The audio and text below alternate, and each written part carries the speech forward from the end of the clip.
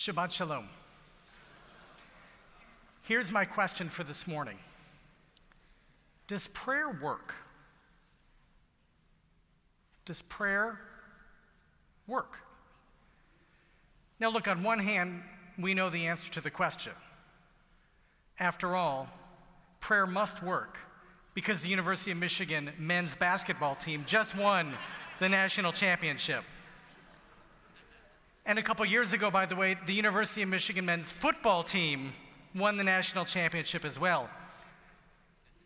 So obviously, the righteous students in Ann Arbor are clearly more prayerful than all the teams against which they were playing. Prayer works. But as we look around America, I don't know that Americans are necessarily praying less than they used to.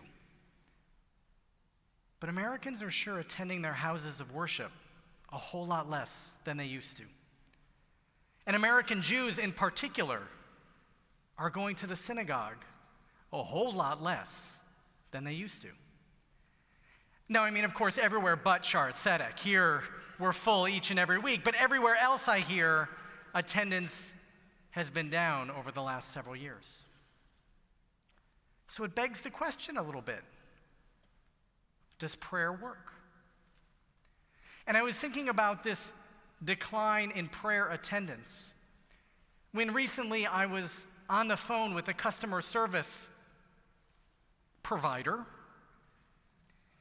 And sure enough, I called in and they said, "Thank you for your phone call. You're now number 4,755 on the list." And you know, now the new thing is you don't have to hold the phone anymore, right? They'll call you back. So you punch in your number and you hang up. And what's the first thought? There's no chance in the world they're calling me back. And if they do call back, what are the odds that it's going to be a real person on the other end of the phone? And as I was waiting for my call back, it occurred to me that probably a lot of people see prayer in this way. They place the call, and they're never sure whether the answer is going to come.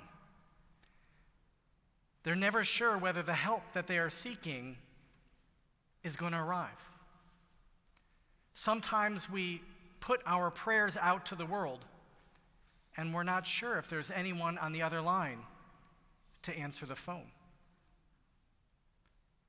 And sometimes people view prayer like a vending machine, that as long as they put in their dollar, the candy bar they're requesting will automatically come out.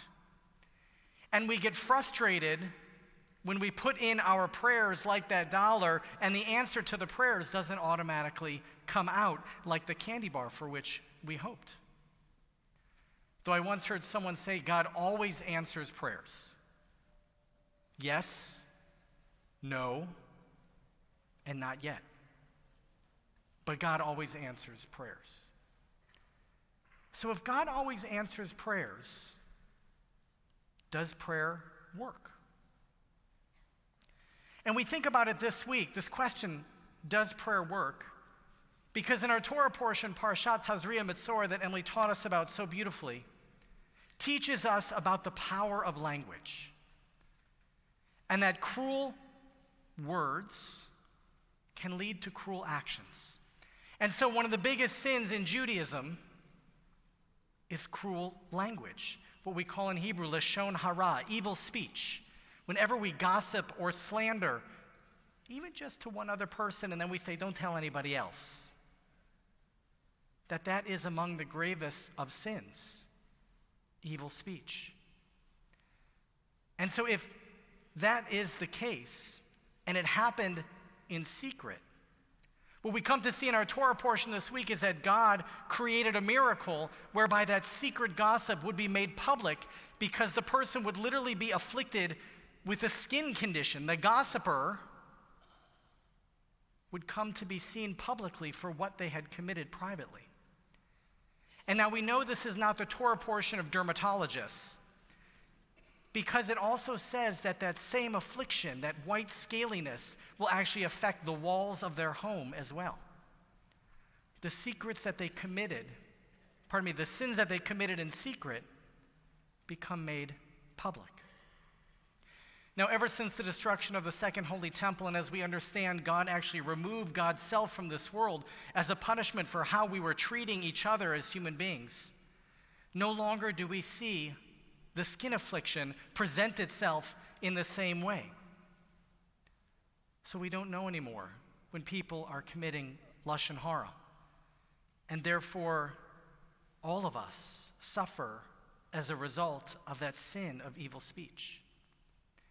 But surely if evil speech is a sin, then kind speech must be a great blessing as well. And if lashon hara, speaking evil about other people, comes to diminish them, then when we offer words of praise and kindness, it actually causes others to grow.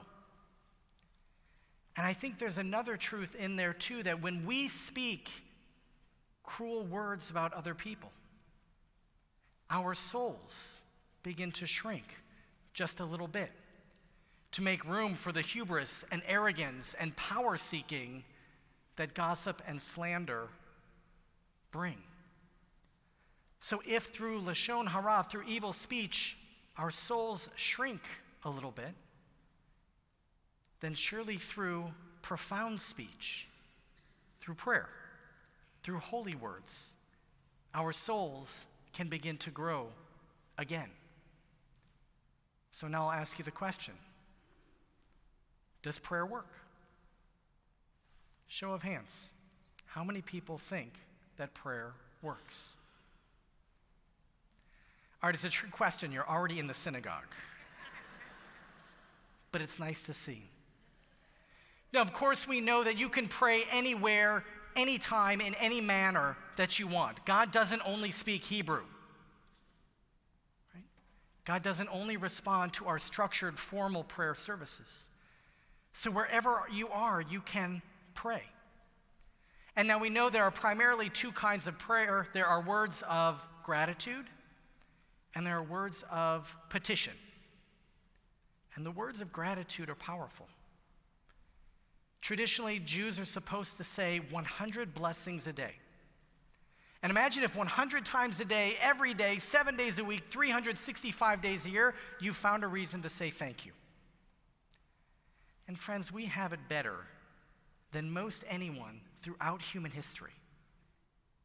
Nearly anyone throughout history would trade places with any of us right now. We have everything we need. And in fact, we have most of what we want as well. We have food, we have shelter, we have water, we have love in our lives. What else do you need? And so in this moment, right now, I'll invite you to think about what is one thing for which you're feeling profoundly grateful for. Today, right now. What's one thing you're feeling profoundly grateful for? And I'll invite you to say the words, thank God. My grandfather, of blessed memory, used to say, thanks God. You can say that too. Sometimes it just comes out of my mouth. You can also say the words which I love, praise the Lord. Think about something. What is that one thing for which you're grateful for? And just let it out. It feels good to vocalize it, to articulate it. Thank God, thanks God, praise the Lord. And just let it out. But I think there's a truth too that when we say our prayers out loud, even our individual private prayers, that we can bring those prayers to reality. So not just words of gratitude, but words of petition as well. I don't think that God needs our prayers. I don't think that God is on high saying, oh, Aaron, you want to win the $500 million lottery? I had no idea. I don't think God is saying, thank you, Rabbi Starr, for letting me know that these people are ill, because I, God, didn't know. And I don't think God is sitting around saying, oh, Aaron, it's a good thing you reminded me about the plight of the Jewish people, because I had no idea how much suffering they were going through in this moment. God knows. God knows. But when we begin to articulate our prayers out loud, not just in our head, not just in our heart, but out loud, it helps us to understand who we are and what our priorities are.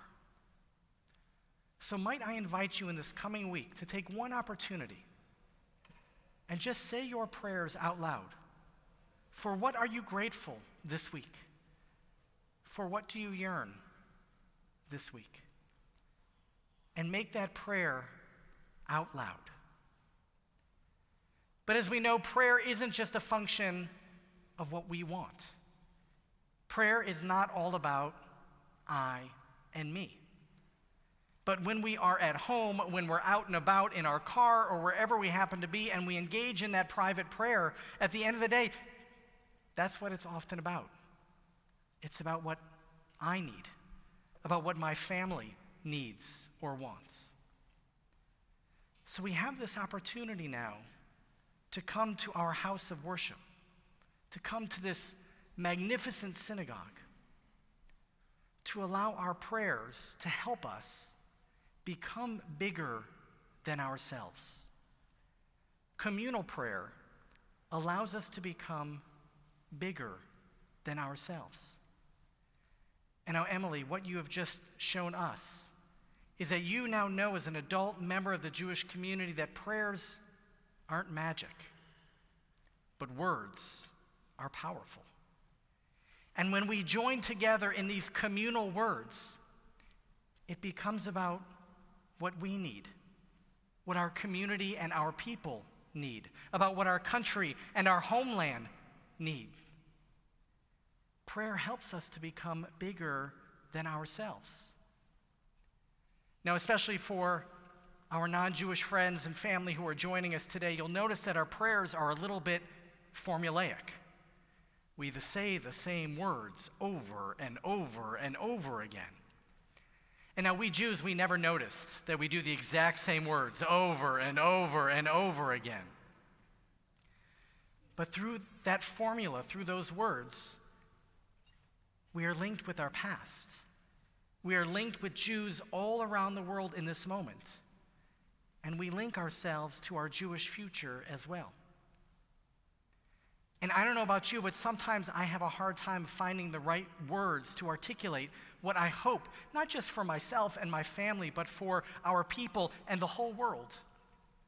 And the prayers of the prayer book help give me voice, help give me words to what I'm trying to say and ask. A story is told of about a person who comes week in and week out to the synagogue. And finally, the guy who sits across the row from him notices that he's never singing along. And so sure enough, he goes over and he says, "Sir, I can't help but notice that week in and week out you're coming to shul, but you're never singing along. What gives?" And the man said, "I don't yet know how to pray. But I know if I'm in the room with people who pray, that God will understand that my prayers attach to theirs and are lifted even higher. When I come to the synagogue, when I attend my house of worship, even if I don't know the right words to say, by being together with others, I become part of something bigger than myself. I link my lot with others who are really in need." And that's part of the power of prayer. Now, I don't think God is on the other end of the customer service hotline. But I think when we pick up the phone, I think the response that we get to articulating our needs and our wants, our yearnings out loud, is a process by which we can begin to help ourselves. And I think, too, that when we put our prayers out into the world, that others somehow hear it, and they can begin making their way toward us to help. It's almost like when you need your sink fixed, and you go onto YouTube to check out the directions, and right at that moment, your neighbor knocks on the door and says, "Hey, I had some free time. I thought I'd come by. How can I help you? Prayer is sort of like YouTube, then, I guess. It's how we begin our path to heal ourselves, and even more so, it calls us to help heal those who are around us. Does prayer work? I believe that prayer works. Prayer works because we empower ourselves to know what it is that we want and need out of this world. Prayer works when it elevates us to recognize that there are those who are in need around us.